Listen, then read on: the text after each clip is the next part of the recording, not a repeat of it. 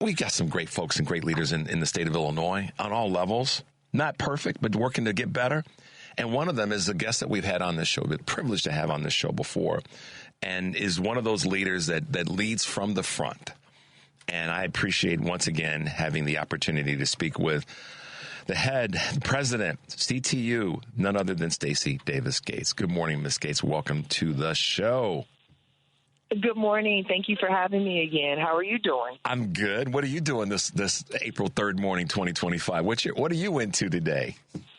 Well, we had a delegates meeting last night, the highest governing body in our union, and they recommended the tentative agreement and an overwhelming vote to our full membership. And our full membership will vote at the end of next week.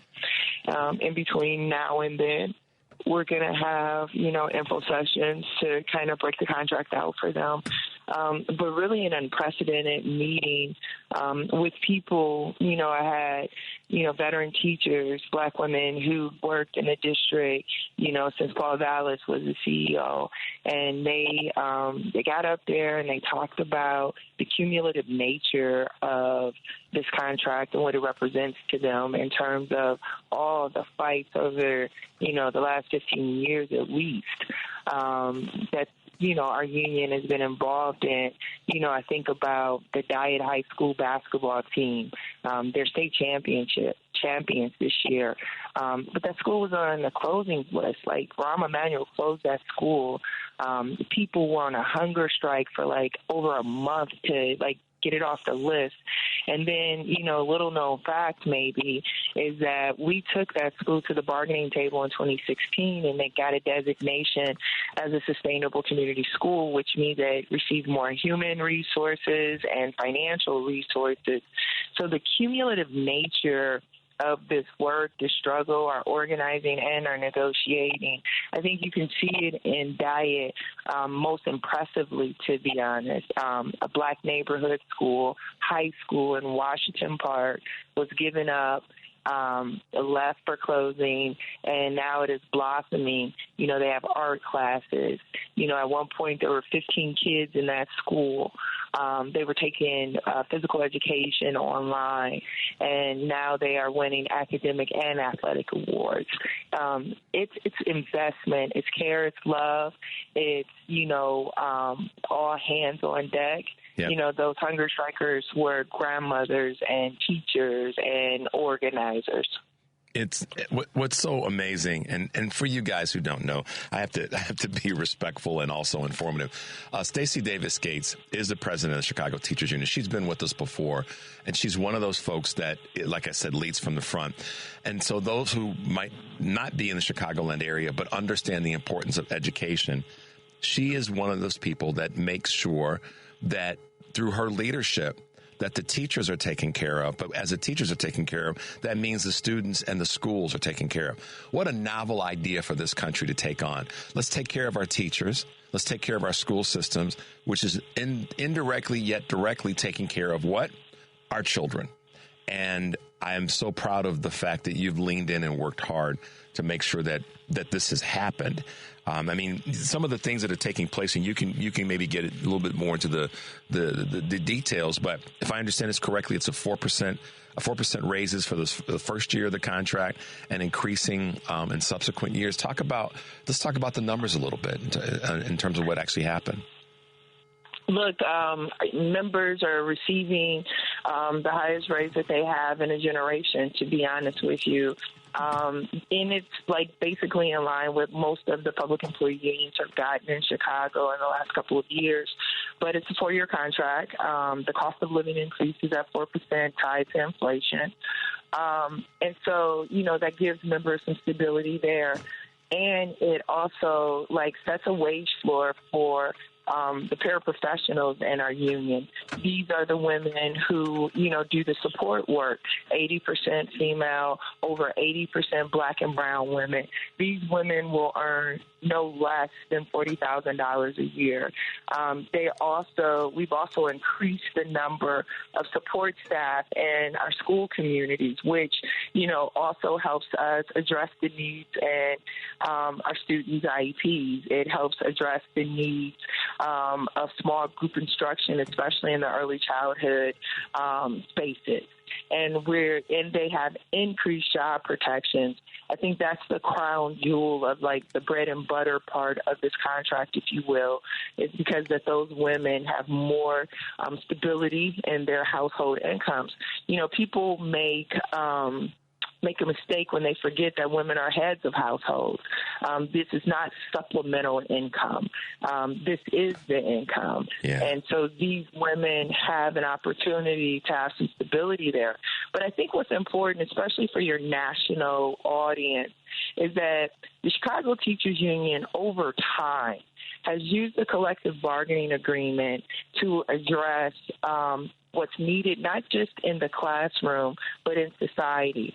So you see with Trump's attack on bureaucracy and government, the Department of Education has been brought to its knees. And in doing so, what happens is that our LGBTQIA students don't have the civil rights protections enshrined in our school districts anymore. We bargained that in this contract. Special education students in the law, we are worried about the lack of enforcement with bad law. We've made some gains to protect what we have and expand a little bit more. You can use a contract with the school district, with an employer, to push for not just for, the wages and benefits, but to also protect your colleagues, protect the people that you serve, to make way for resources that have become political footballs. Black kids should hear that their history in this country is American history, that their ancestors added tremendous dimension to it. We've enshrined that freedom for history teachers to do.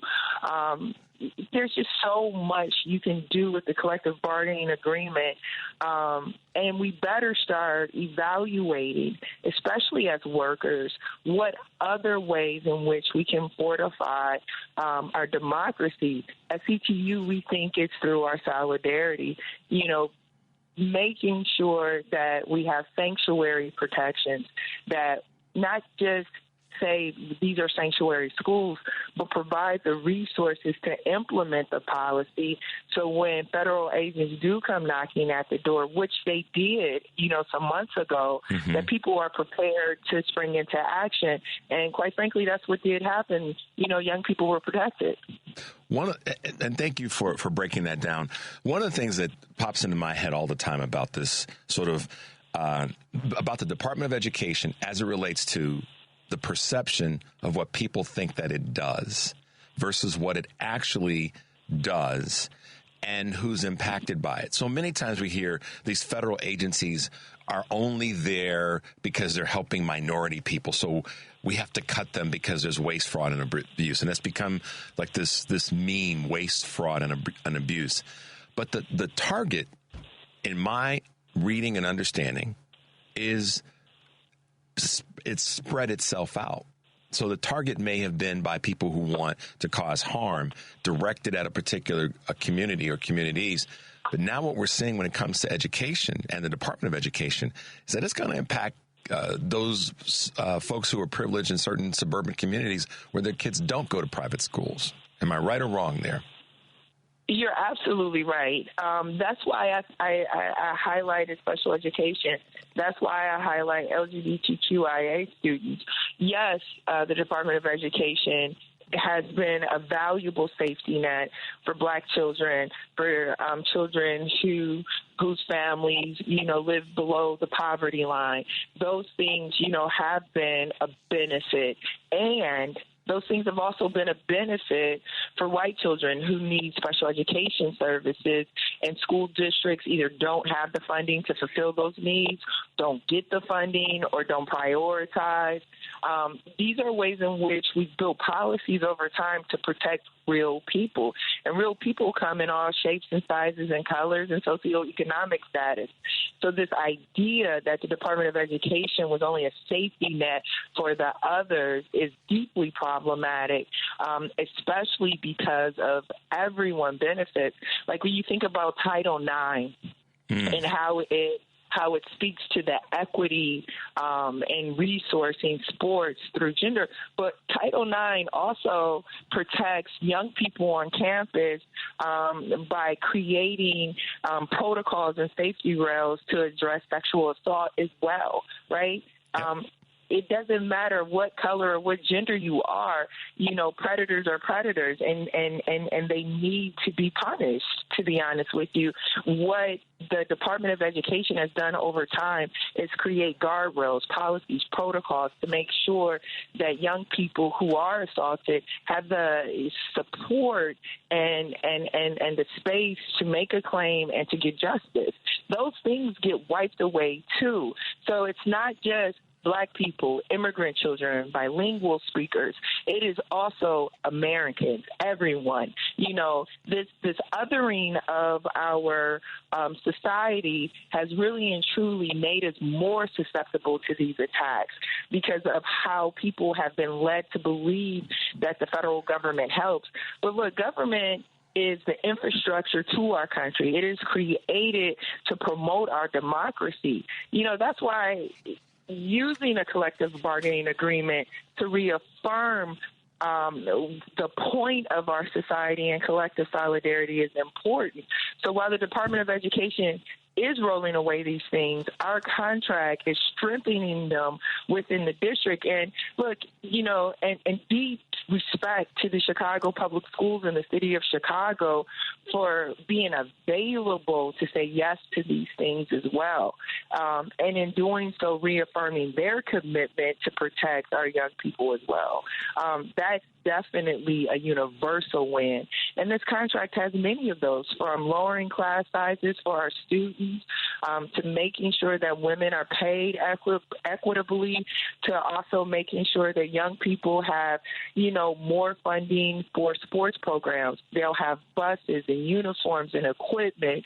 Cheerleading and softball will be given the same amount of resources as, football and boys basketball. That's the kind of equity that's enshrined in this contract. And it's a brilliant contract, and I love how you've laid this out. One of the things I wanted to ask you about this is, if you can, talk a little bit more about the equity and the social justice part and provisions of this, because I think that's so important to so many people, but they sometimes don't realize it until it comes to their front doorstep. But talk about the equity and social justice provisions in this contract.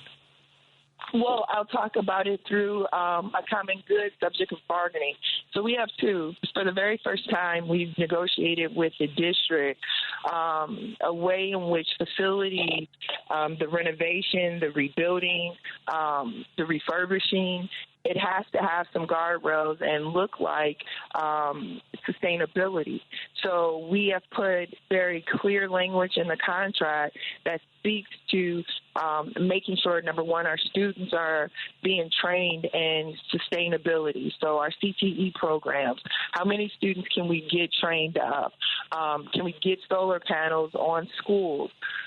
Can we make sure that we're removing lead pipes from schools, that schools are the priority? Those are just a few examples of how the contract speaks to the facilities and the rebuilding of facilities in light of our earth, actually being, like last night in Chicago, we experienced, I promise you, 3 different seasons and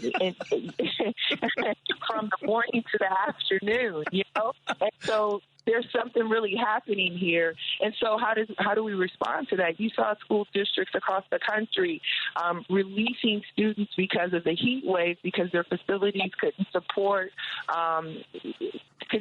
the students' school day because it was too hot. Well, Karen Lewis took care of that in 2012 with air conditioners. So, mandating that they be in every school. So we were able to keep kids in school. So we built on that concept and created a bargaining proposal that, gives the school district a timeline in which to put solar panels on the roofs of schools. So that's a way in which it manifests.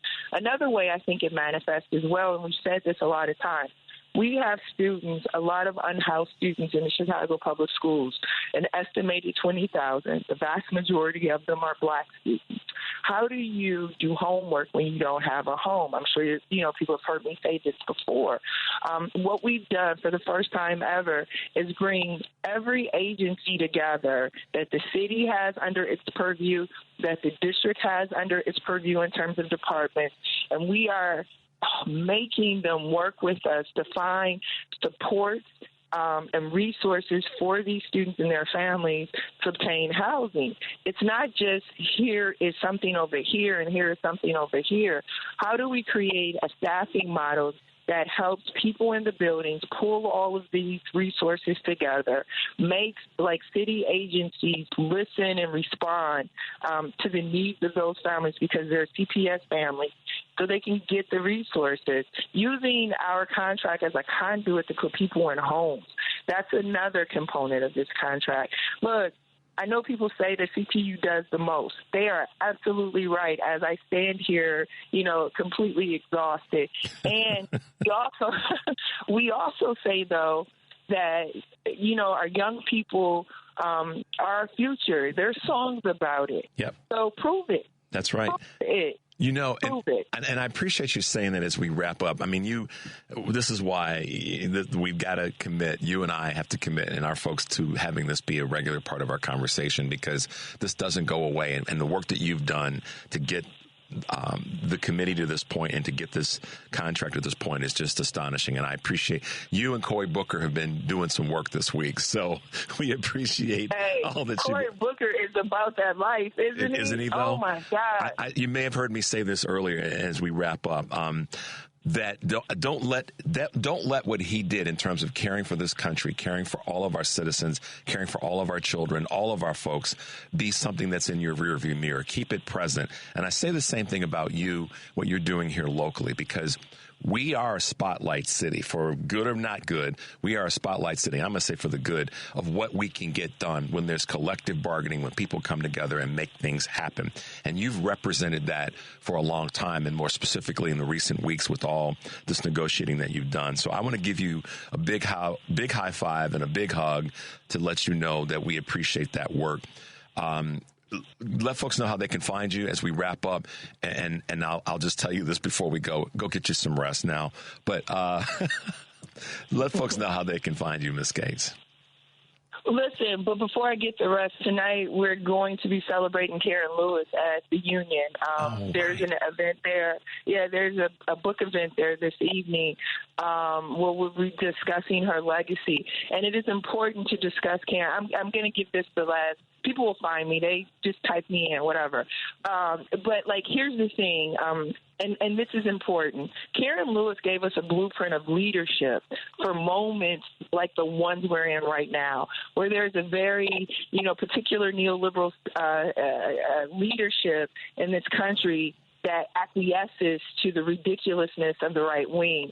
And the right wing has a particular insidious, outlook on what it means to, resource the public good. Karen Lewis took on both of those forces, and what we have today in Chicago in our union is the cumulative impact of that. I would tell people to come out tonight and understand how you fight back in these times. Thank you so much for having me. Really appreciate you. As always, great to have you with us, Stacy Davis Gates, the president of CTU here in Chicago. Thanks for being with us. I know you'll get some rest when you can, but you have been just a champion, and we appreciate all of the work that you've been doing. Thanks for being with us. Thanks a lot. You take care. Talk to you soon. Bye-bye.